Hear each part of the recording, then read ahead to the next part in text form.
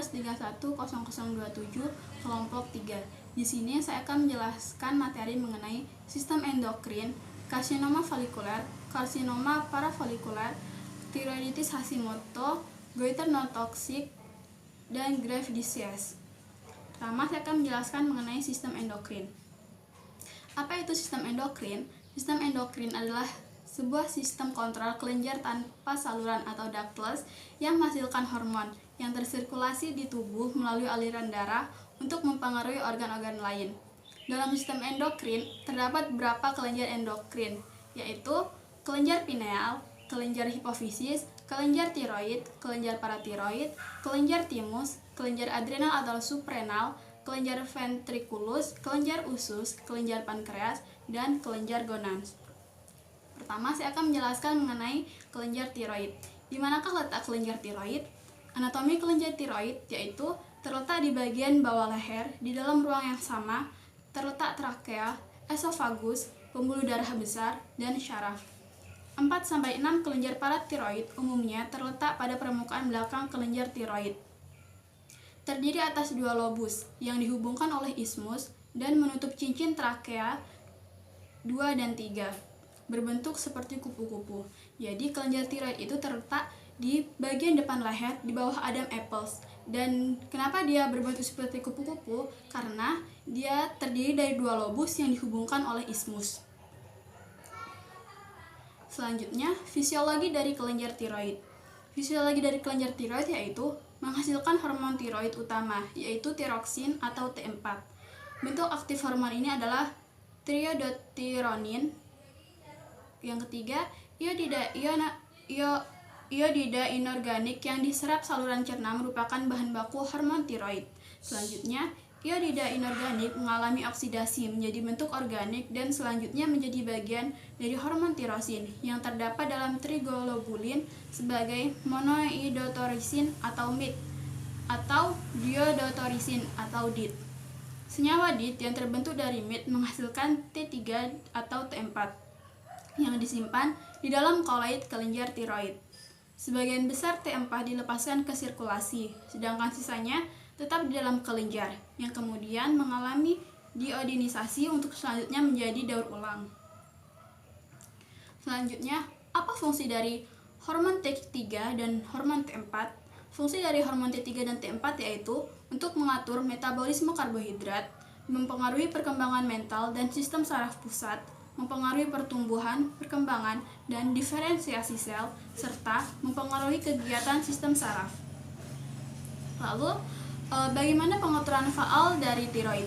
Pengaturan faal dari tiroid terdiri dari TRH atau Thyrotoxin Releasing Hormone, TSH, Thyroid Stimulating Hormone, lalu umpan balik sekresi hormon atau negative feedback, dan pengaturan di tingkat kelenjar tiroid sendiri. Lalu, apa efek metabolisme hormon tiroid? Efek yang dihasilkan dari metabolisme hormon tiroid yaitu kalorigenik, termoregulasi, metabolisme protein, metabolisme karbohidrat, metabolisme lipid, dan vitamin. Materi selanjutnya yaitu patofisiologi atau penyakit-penyakit yang bisa kita temukan di kelenjar tiroid. Yang pertama yaitu goiter non toksik. Pengertian dari goiter non toksik yaitu merupakan pembesaran kelenjar tiroid tanpa hipertiroidisme. Perempuan lebih sering daripada laki-laki dengan perbandingan laki-laki dan perempuan sebesar 1:5. Lebih sering di usia 41-50 tahun.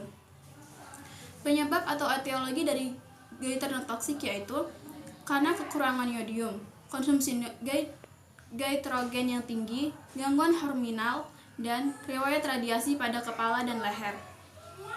Lalu, faktor resiko atau faktor yang memperberat terjadinya goiter non toksik yaitu karena jenis kelamin, yaitu lebih sering terjadi pada perempuan, usia, lebih sering terjadi pada lansia, dan karena konsumsi obat-obatan tertentu. Lalu, bagaimana tanda dan gejala terjadinya goiter non toksik? Beberapa tanda dan gejalanya yaitu massa kelenjar membesar pada leher.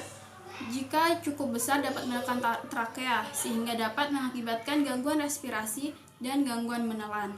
Lalu, tidak tahan cuaca dingin dan rasa tidak nyaman pada bagian leher.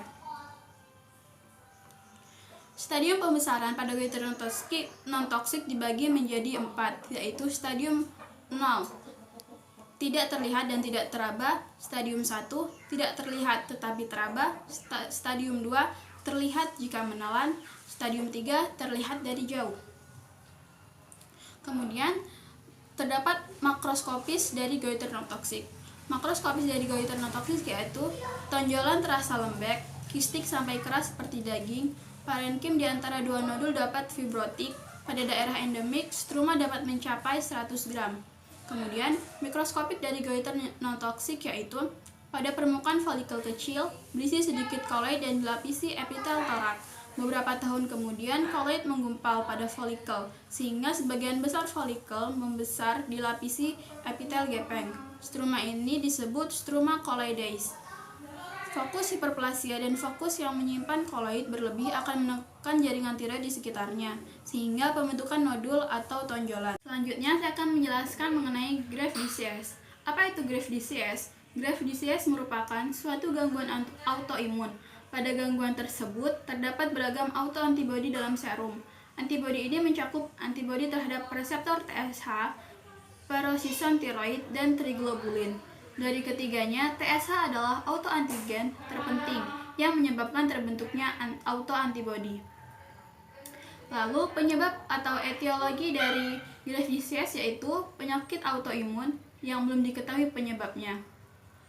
Faktor predisposisinya adalah autoimun, genetik, usia 20-40, dan jenis kelamin perempuan. Lalu, tanda dan gejalanya yang dialami oleh pasien yaitu tirotoksikosis, oftalmopati, dan dermopati. Tirotoksikosis merupakan sebuah kondisi di mana kerja dari hormon tiroid berlebihan yang disebabkan oleh kadar hormon tiroid yang berlebih dalam tubuh. Lalu, oftalmopati yaitu di mana mata menjadi menonjol, terasa kering, tertekan, atau sakit. Kelopaknya membengkak, sensitif terhadap cahaya penglihatan, ganda pada satu objek, dan memerah akibat peradangan. Lalu, dermopati adalah kelainan kulit, kadang disebut myxedema pratibia. Kemudian, patofisiologi dari penyakit ini yaitu penyakit Graves timbul sebagai manifestasi antibodi imunoglobulin. Antibodi ini bereaksi dengan reseptor TSH. Sebagai akibatnya, antibodi tersebut dapat merangsang fungsi tiroid tanpa bergantung pada TSH hipofisis. Akibatnya, yang terjadi hipertiroidisme. Imunoglobulin yang dapat merangsang tiroid ini adalah TSI, disebabkan kelainan imunitas herediter. Diagnosis atau pemeriksaan penunjang yang dapat kita lakukan yaitu kita dapat melakukan tes darah, tes serapan yodium radioaktif, dan tes pencitraan, baik itu berupa CT scan atau MRI. Penata laksanaan yang kita lakukan pada pasien penyakit Graves' disease yaitu memberikan obat antitiroid, dapat berupa metimazol, carbimazole, dan propitiorlasil. Lalu kita juga dapat memberikan obat penghambat beta, dapat berupa propranolol, metoprolol, atenolol, dan nadolol. Lalu kita juga dapat memberikan terapi yodium radioaktif, dan juga apabila keadaannya sudah sangat parah dan membutuhkan penanganan segera, maka kita bisa melakukan pembedahan. Makroskopis dari penyakit ini yaitu kelenjar membesar difus mencapai 2-4 kali jaringan tiroid dewasa sampai utuh dan tidak melekat. Kelenjar biasanya lunak dan licin. Kemudian mikroskopisnya yaitu hiperplasia folikel berukuran kecil sampai sedang, sebagian hiperplasia dengan struktur papiler. Epitel folikel berbentuk torak dengan inti pada bagian dasar. Koloid di dalam lumen, folikel tampak pucat, membentuk gambaran scalloping dengan tepi berlekuk. Baiklah, materi selanjutnya yaitu mengenai tiroiditis Hashimoto. Tiroiditis Hashimoto adalah penyakit autoimun, di mana sistem kekebalan tubuh terbalik melawan dirinya sendiri dan menyerang tiroid. Hal ini menyebabkan kerusakan pada kelenjar tiroid, sehingga hormon yang dihasilkan menjadi sedikit dan menjadi hipotiroidisme. Tiroiditis Hashimoto ditemukan oleh Hakaru Hashimoto pada tahun 1912 dengan istilah struma lymphomatosa. Lalu, penyebab dari tiroiditis Hashimoto yaitu pertama, antibodi menyerang kelenjar tiroid sehingga menyebabkan peradangan kelenjar tiroid yang kurang aktif dan kekurangan produksi hormon tiroid.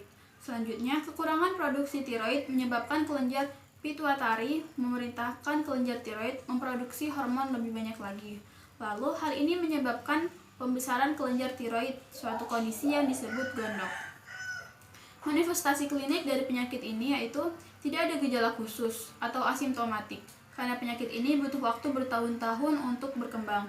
Namun, secara bertahap terjadi penurunan tingkat hormon tiroid, sehingga biasanya gejala yang ditemukan adalah sesuai manifestasi hipotiroid, antara lain lupa, mudah mengantuk, wajah sembab, nyeri otot, laju pertumbuhan melambat, mudah lelah, kesulitan belajar, konstipasi, berat badan naik, kuku dan rambut rapuh. Lalu, faktor risiko atau faktor yang memperberat penyakit ini yaitu usia 45-65 tahun atau lansia, lalu kelainan pada kromosom 6P dan 12Q, jenis kelamin wanita, genetik, dan penyakit autoimun lain seperti pasien diabetes mellitus tipe 1, sindrom Down, dan sindrom Turner. Lalu patofisiologi dari penyakit ini yaitu autoimun yang menyebabkan antibodi menyerang sel hormon. Kemudian terjadilah kerusakan pada sel TSH sehingga peningkatan TSH disertai penurunan T3 dan T4. Hal ini menyebabkan peningkatan TSH abnormal, lalu terjadilah tiroid tanpa nyeri. Makroskopis dari penyakit ini yaitu tiroid biasanya membesar secara difus dan simetris, kapsul utuh dan kelenjar terpisah dari struktur sekitarnya. Permukaan potongan tampak pucat, abu-abu kecoklatan, padat, dan agak rapuh. Kemudian mikroskopis dari penyakit ini yaitu infiltrasi luas parenkim oleh infiltrat peradangan monokleus yang mengandung limfosit kecil, sel plasma, dan sentrum germinativum. Folikel tiroid atrofik dan pada banyak tempat dilapisi oleh sel epitel sitoplasma, eosinofilik dan granular yang banyak yang disebut sel Huttle atau sel oksifil. Materi selanjutnya yang akan saya jelaskan yaitu mengenai karsinoma papilar tiroid. Karsinoma papilar tiroid adalah tumor epitel ganas yang menunjukkan diferensiasi sel-sel folikel dan mempunyai karakteristik gambaran inti yang khusus. Karsinoma tiroid dibagi menjadi 4, yaitu karsinoma tiroid papilar, karsinoma tiroid folikular, karsinoma tiroid medular, dan karsinoma tiroid anaplastik. Etiologi dari karsinoma tiroid papilar yaitu faktor genetik, riwayat radiasi di kepala, leher, dan dada, atau radiasi Peyronie, dan kelenjar sekresi hormon TSH dari hipofisis anterior. Faktor resiko dari penyakit ini yaitu karena faktor genetik, riwayat penyinaran pada daerah leher dan kepala pada masa anak-anak, setelah mendapat radiasi dosis tinggi daerah leher untuk pengobatan keganasan, kemudian riwayat penyakit tiroiditis Hashimoto dan penyakit Graves, lalu faktor hormonal, konsumsi minim iodium, dan karena faktor endemis. Manifestasi klinis dari penyakit ini yaitu massa membesar di daerah leher, sulit menelan, suara serak, nyeri, penurunan berat badan, konsistensi padat, dan pergerakan nodul immobil. Klasifikasi menurut ukuran dan perluasan lesi primer. Klasifikasi penyakit ini dibagi menjadi 3 menurut ukuran dan perluasan lesi primernya, yaitu mikrokarsinoma adalah tumor dengan ukuran 1,5 cm atau kurang dan tidak menunjukkan bukti invasif melalui kapsul tiroid atau kelenjar limfoservikal.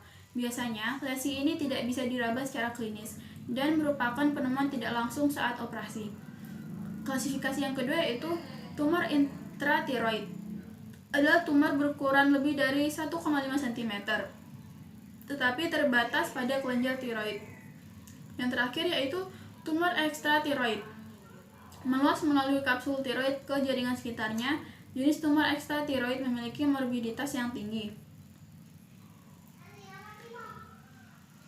Makroskopis dan mikroskopis dari penyakit ini. Makroskopis yang dapat ditemui dari penyakit ini yaitu jaringan berdiameter 1 cm, berkapsul, konsistensi kenyal, penampang tumor putih difus, dan batasnya tidak teratur.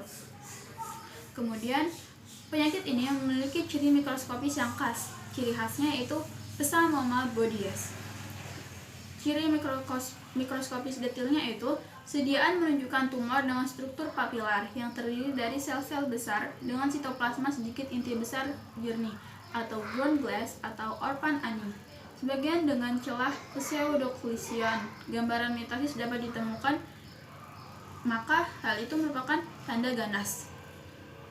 Lalu prognosis dari penyakit ini yaitu benam, dubia et benam atau baik, tetapi dapat berubah menjadi dubia et malam apabila dipengaruhi oleh usia.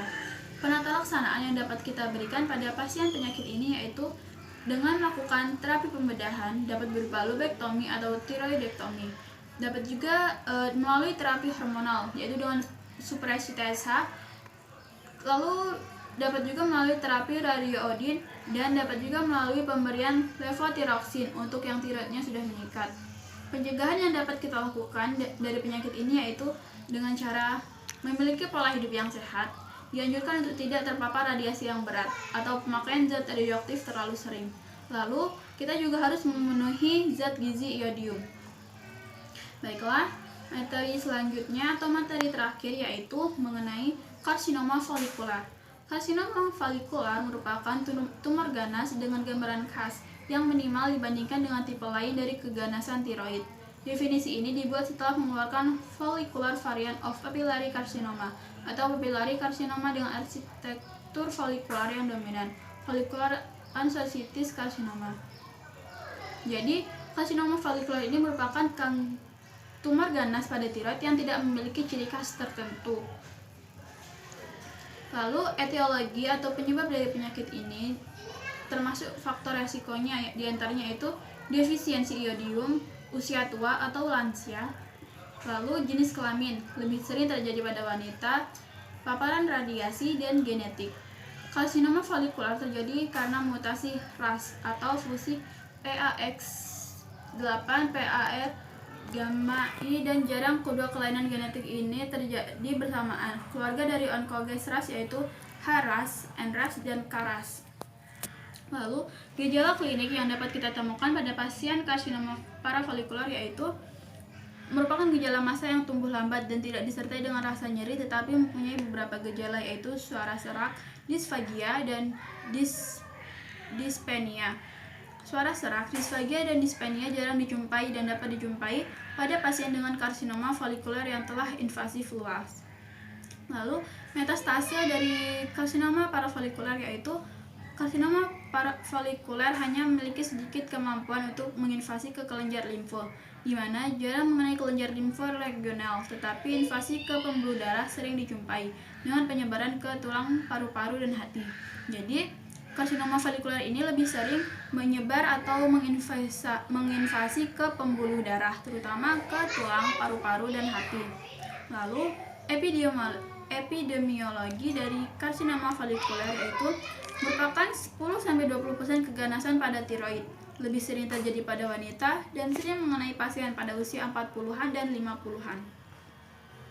Terapi atau penata laksana yang dapat kita berikan pada pasien karsinoma folikular yaitu sebagian besar karsinoma folikular dari terapi dengan tiroidektomi total, diikuti dengan pemberian iodin radioaktif, di mana sel-sel yang bermetastase dapat mengambil elemen radioaktif yang dapat digunakan untuk identifikasi dan mengablasi lesi.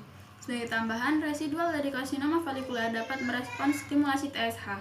Pasien biasanya diterapi dengan hormon tiroid setelah pembedahan untuk menekan TSH endogen.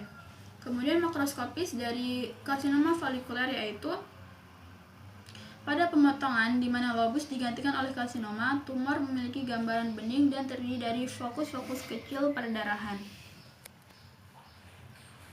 Mikroskopisnya yaitu dari bentuk yang berdiferensiasi baik mirip dengan adenoma, terdiri dari folikel berukuran kecil sampai sedang dan biasanya mengandung massa koloid sampai membentuk paula yang pertumbuhan yang solid atau trabekular. Sel-sel yang melapisi folikel dapat lebih besar dari normal dan dapat dijumpai sel-sel dengan inti yang hiperkromatik, tetapi abnormalitas yang nyata jarang dijumpai. Kemudian perbedaan antara adenoma folikuler dengan karsinoma folikuler yang berdiferensiasi baik seringkali sulit. Walaupun jarang, sel-sel dapat memiliki sitoplasma jernih, clear cell varian, mengandung Hürthle cell atau Hürthle cell carcinoma.